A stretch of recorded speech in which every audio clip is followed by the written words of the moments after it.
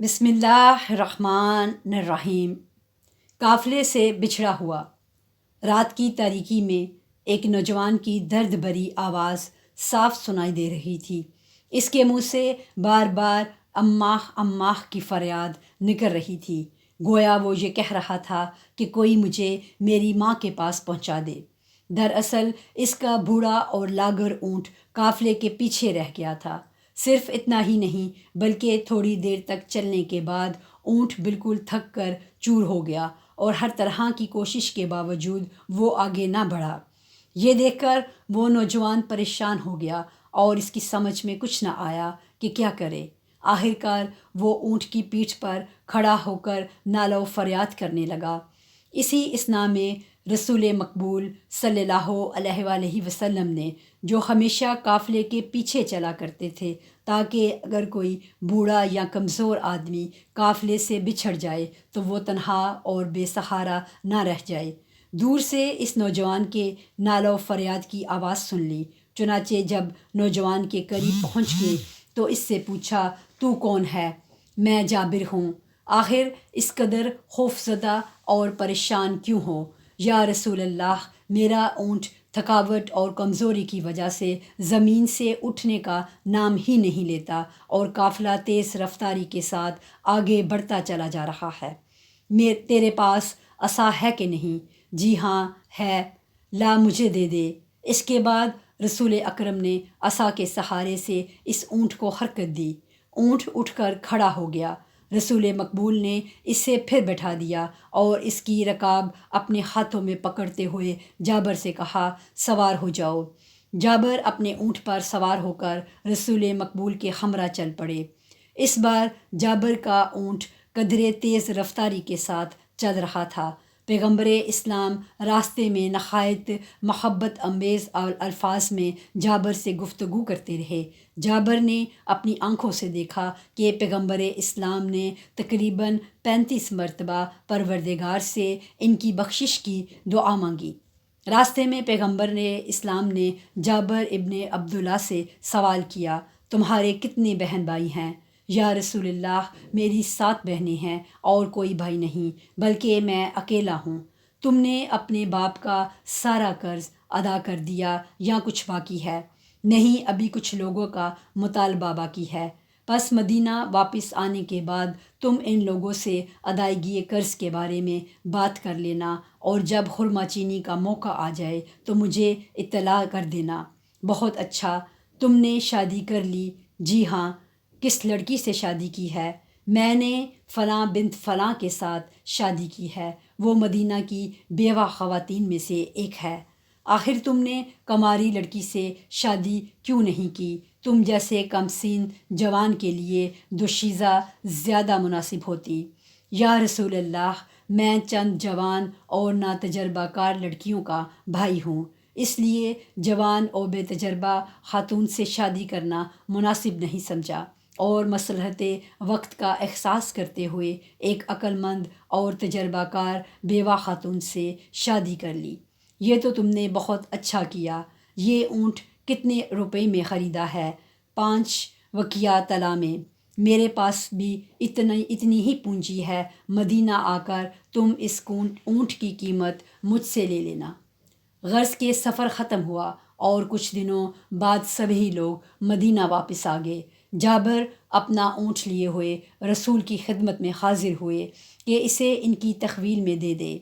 رسول مقبول نے جابر کو دیکھتے ہی بلال سے کہا، 5 وقیہ طلا جابر کو دے دو، یہ ان کے اونٹ کی قیمت ہے، اور 3 وقیہ طلا انہیں اور دے دو تاکہ اپنے باپ عبداللہ کا قرض چکا دیں۔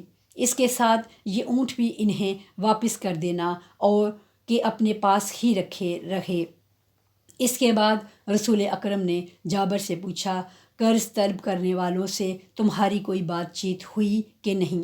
نہیں یا رسول اللہ، ابھی ان لوگوں سے کوئی گفتگو نہیں ہو سکی۔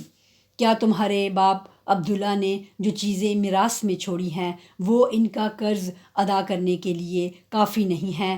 نہیں، میراث کی چیزیں ان کا قرض ادا کرنے کے لیے ناکافی ہیں۔ پس خرما چینی کے موقع پر مجھ سے بتانا۔ کچھ ہی دنوں بعد خرما چینی کی فصل آ گئی اور جابر نے رسول اکرم صلی اللہ علیہ وآلہ وسلم کو اطلاع دی۔ وہ تشریف لائے اور عبداللہ کے ذمے جن لوگوں کا قرض باقی تھا وہ سب ادا کر دیا اور کچھ رقم جابر کے گھر والوں کی پرورش کے لیے ان کے حوالے کر دی۔ ایک اور سچی کہانی جس کا عنوان ہے جوتے کا فیتہ۔ امام جعفر صادق علیہ السلام اپنے دوستوں کے ساتھ ایک عزیز کی تعزیت کے لیے اس کے گھر کی طرف چلے جا رہے تھے کہ راستے میں ان کے جوتے کا فیتہ ٹوٹ گیا اور امام کو راستہ چلنے میں دشواری ہونے لگی۔ انہوں نے جوتا اتار کر ہاتھ میں لے لیا اور ننگے پیر راستہ طے کرنے لگے۔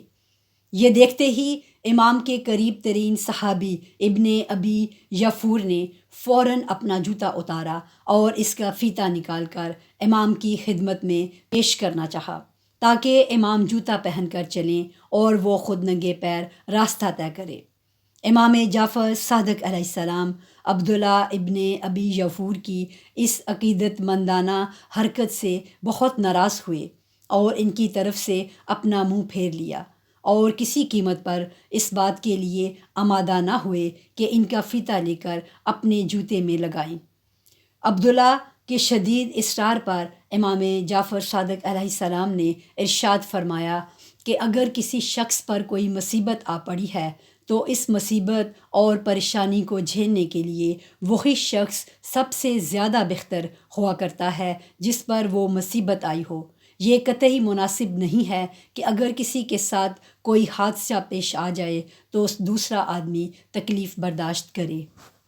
ایک اور سچی کہانی جس کا عنوان ہے حشام اور فرزدق۔ دوسری صدی ہجری کے اوائل میں اموی حکومت بڑے عروج پر تھی۔ حشام بن عبداللہ ملک ولی عہد حکومت نے خانہ کعبہ کے طواف کے بعد ہر چند کوشش کی کہ حجر اسود کو بوسہ دینے میں کامیاب ہو جائے، مگر لوگوں کی بھیڑ بھاڑ کی وجہ سے وہ اپنی یہ خواہش پوری نہ کر سکا اور حجر اسود کے قریب پہنچنے میں ناکامیاب رہ گیا۔ سبھی لوگ احرام باندھے ہوئے تھے، سب کی زبان پر ذکر خدا تھا اور سبھی حجاج ایک ہی قسم کے اعمال میں مصروف تھے۔ غرض کے سبھی لوگ پاک و پاکیزہ احساس و خیالات میں اس طرح غرق تھے کہ کسی کو حشام کی دنیاوی شخصیت اور سماجی وقار کے بارے میں غور و فکر کی فرصت نہ تھی۔ حشام کے ساتھ آئے ہوئے لوگ البتہ اس کام میں پوری طرح سرگرم تھے کہ ولی عہد سلطنت کی ذاتی حشمت برقرار رہ جائے۔ ان لوگوں کی نظر میں اعمال و ارکان حج کی کوئی خاص اہمیت نہ تھی۔ انہیں پروردگار کی خوشنودی کے بجائے ولی عہد کی خوشی کا زیادہ خیال تھا۔ غرض کہ حشام نے خود کو حجر اسود تک پہنچانے کی ہر ممکن کوشش کی تاکہ آداب حج کے مطابق وہ اپنے ہاتھ اس مقدس پتھر سے مس کر لے، مگر امڑتی ہوئی بھیڑ کی وجہ سے اس کی ہر کوشش بیکار چلی گئی اور وہ مجبوراً واپس لوٹ آیا۔ اس کے خوشامدی خدمتگاروں نے ایک اونچی جگہ پر ایک کرسی رکھ دی، چنانچہ واپس لوٹنے کے بعد حشام اس کرسی پر بیٹھ کر حج کا نظارہ دیکھنے لگا۔ شام سے ساتھ آتے ہوئے لوگ اس کے چاروں طرف کھڑے ہو گئے اور ولی عہد حکومت کے ساتھ ہی ساتھ وہ لوگ بھی عاشقان خدا کی عقیدت اور ان کے ذوق و شوق کا منظر دیکھنے میں پوری طرح مصروف ہو گئے۔ اسی اثنا میں ایک خوبصورت شخص نمودار ہوا جس کے چہرے سے اس کی پرہیزگاری کے آثار نمایاں تھے۔ اس کے جسم پر بھی دیگر حاجیوں کی طرح ایک سادہ لباس یعنی احرام کے علاوہ اور کچھ بھی نہ تھا۔ اس کے چہرے سے عبادت اور بندگی پروردگار کی جھلک مل رہی تھی۔ پہلے اس شخص نے خانہ کعبہ کا طواف کیا، پھر نہایت سکون و اطمینان قلب کے ساتھ یہ شخص حجر اسود کی جانب آہستہ آہستہ قدم بڑھانے لگا۔ لوگوں کی بھیڑ بھاڑ میں کوئی کمی نہ ہوئی تھی۔ جیسے ہی وہ شخص حجر اسود کی طرف بڑھا، مجمع کائی کی طرح پھٹتا چلا گیا اور وہ شخص حجر اسود کے قریب پہنچ گیا۔ ولی عہد کے ہمراہ دارالحکومت شام سے آئے ہوئے لوگ یہ منظر دیکھ رہے تھے۔ اس سے پہلے بھی ان لوگوں نے دیکھا تھا کہ ولی عہد تمام دنیاوی شان و شوکت اور جان توڑ کوشش کے باوجود حجر اسود تک نہ پہنچ سکا تھا۔ چنانچہ یہ منظر دیکھ کر ان کی حیرانی کا کوئی ٹھکانہ نہ رہا۔ ان میں سے ایک شخص نے ہشام سے دریافت کیا، یہ کون ہے؟ ہشام کو بخوبی علم تھا کہ یہ علی ابن الحسین زین العابدین علیہ السلام ہے، لیکن اس نے تجاہل عارفانہ سے کام لیتے ہوئے جواب دیا، میں اس شخص کو نہیں پہچانتا۔ ایسے موقع پر ہشام کے خوف کی وجہ سے کسی میں اتنی ہمت نہ تھی کہ امام کے تعارف میں اپنی زبان کھولتا۔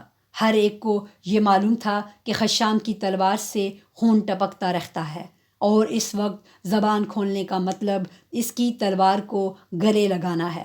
لیکن اس دور کے مشہور اور ممتاز شاعر عرب حمام ابن غالب المعروف با فرزدق کو اپنے جذبات پر قابو نہ رہا اور بے ساختہ بول پڑا، لیکن میں اس شخص کو اچھی طرح پہچانتا ہوں۔ یہ کہنے کے بعد بھی فرزدق کو تسکین نہ ہوئی، چنانچہ وہ قریب کی بلندی پر کھڑا ہو گیا اور امام کی مداح میں قصیدہ نہایت جوش و خروش کے ساتھ اپنی مخصوص آواز میں پڑھنے لگا۔ فرزدق یہ قصیدہ عربی ادبیات میں شاہکاری حیثیت کا حامل ہے۔ قصیدہ کا مطالعہ کرنے کے بعد ایسا معلوم ہوتا ہے کہ شاعر کے دل میں جذبات کا زبردست سیلاب امڑ رہا تھا، اور اس نے اپنے روحانی جذبات کو اشعار کے قالب میں جس طرح پیش کیا ہے، اس کے لیے انتہائی پرسکون ماحول کی ضرورت ہوا کرتی ہے، حالانکہ حقیقت اس کے بالکل ہی برعکس تھی۔ فرزدق کی نگاہوں کے سامنے ہشام کی ننگی تلوار چمک رہی تھی اور وہ اشعار نظم کرتا چلا جا رہا تھا۔ اپنے اشعار میں فرزدق امام زین العابدین کا تعارف پیش کرتے ہوئے کہتا ہے، یہ وہ شخص ہے جس کو سرزمین بطحا کے تمام سنگریزے بخوبی پہچانتے ہیں۔ یہ کعبہ اس شخص کو پہچانتا ہے، حرم کی مقدس سرزمین اور حرم مقدس کے باہر کی خاک بھی اس شخص سے بخوبی واقف ہے۔ یہ بہترین بندگان خدا کا فرزند ہے، یہ انتہائی متقی و پرہیزگار، پاک و پاکیزہ اور مشہور و معروف شخصیت ہیں۔ ہشام ابن عبد الملک کو مخاطب کرتے ہوئے فرزدق امام کی یوں مدح سرائی کرتا ہے، تو یہ کہتا ہے کہ اس شخص کو نہیں پہچانتا، مگر تیرا یہ کہنا اس شخص کے لیے قطعی نقصان دہ نہیں ہے، یعنی تیرے یہ کہہ دینے سے اس بلند مرتبہ شخص کی عظمت و بزرگی میں کوئی کمی نہیں ہوئی۔ بالفرض محال اگر یہ تسلیم کر لیا جائے کہ تنہا تو اس شخص کو نہیں پہچانتا تو کوئی خاص بات نہیں ہے، کیونکہ سارا عرب و عجم اس شخص سے بخوبی واقف ہے۔ فرزدق کا یہ قصیدہ سن کر ہشام غیظ و غضب سے آگ ببولا ہو گیا اور فوراً حکم صادر کر دیا کہ فرزدق کو بیت المال سے جو وظیفہ دیا جاتا ہے اسے بالکل بند کر دیا جائے۔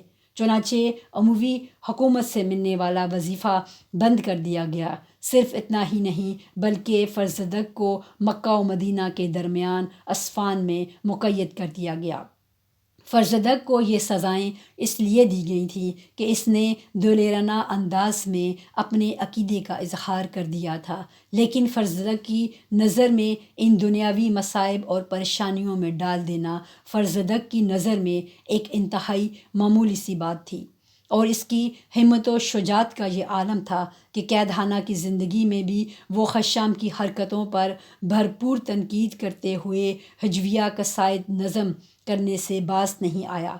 جب حضرت علی ابن الحسین علیہ السلام کو معلوم ہوا کہ فرزدق کو حکومت کی طرف سے ملنے والا وظیفہ بند کر دیا گیا ہے اور وہ قید خانہ کی زندگی بسر کر رہا ہے، تو آپ نے اس کے لیے کچھ روپیہ قید خانہ بھیجا، مگر فرزدق جیسے غیرت دار شاعر نے وہ رقم قبول نہیں کی اور کہا، میں نے وہ قصیدہ اپنے عقیدہ و ایمان کی ترجمانی اور صرف خوشنودی پروردگار کے لیے نظم کیا تھا، لہٰذا میں اس کے عوض میں کوئی رقم قبول کرنے کے لیے تیار نہیں ہوں۔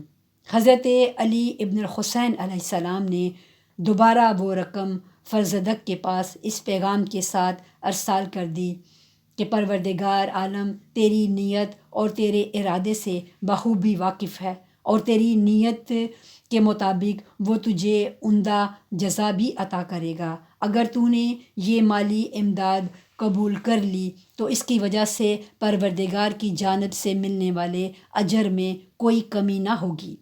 امام نے فرزدق کے پاس یہ بھی کہلا بھیجا کہ اس رقم کو ضرور قبول کر لے۔ چنانچہ فرزدق نے امام کی خواہش کا احترام کرتے ہوئے وہ رقم قبول کر لی۔